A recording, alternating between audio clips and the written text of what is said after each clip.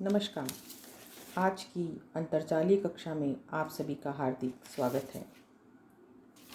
हम बीए के संस्कृत साहित्य के पाठ्यक्रम में निर्धारित राम शब्द की रूप सिद्धि के बारे में अध्ययन कर रहे हैं।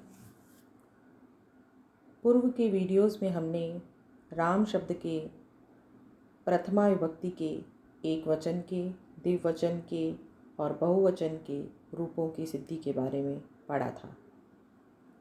आज की इस वीडियो में हम राम शब्द के द्वितीय विभक्ति एक वचन के रूप रामम की सिद्धि का विस्तार से अध्ययन करेंगे।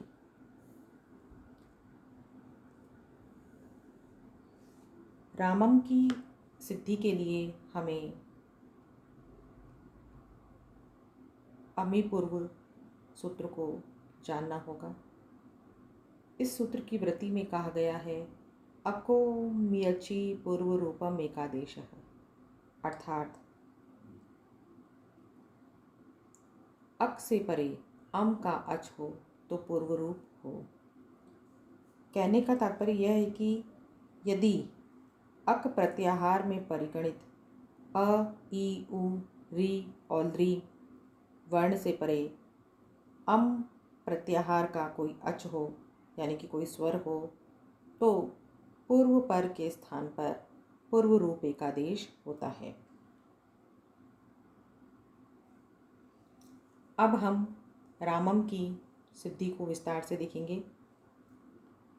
सबसे पहले राम शब्द की कृत तद्धित समासाश्च सूत्र से प्रातिपदिक संज्ञा करेंगे। उसके बाद द्वयेकयोर द्विवचने एक वचने सूत्र से एक राम की विवक्षा में एक वचन संज्ञा करेंगे। सुपह सूत्र की सहायता से स्वजशम और इत्यादि सूत्र से सुप प्रत्यय अम का विधान करेंगे तो राम अम यह रूप प्राप्त होता है।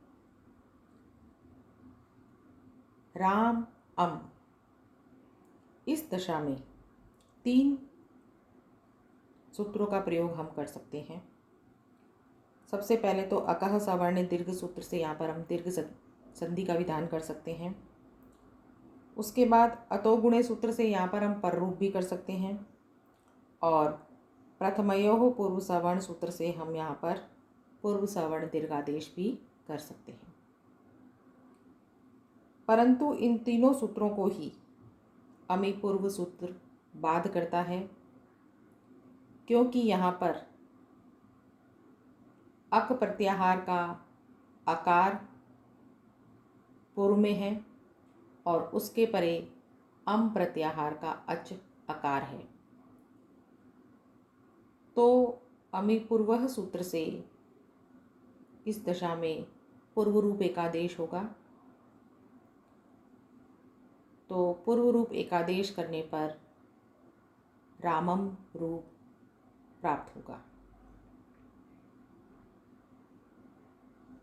इस प्रकार राम शब्द के द्वितीय विभक्ति के एक वचन के रूप रामम की सिद्धि का हमने विस्तार से अध्ययन किया। इसी प्रकार अजंत पुल्लिंग प्रकरण के तहत हम अन्य रूपों को भी सिद्ध कर सकते हैं। धन्यवाद।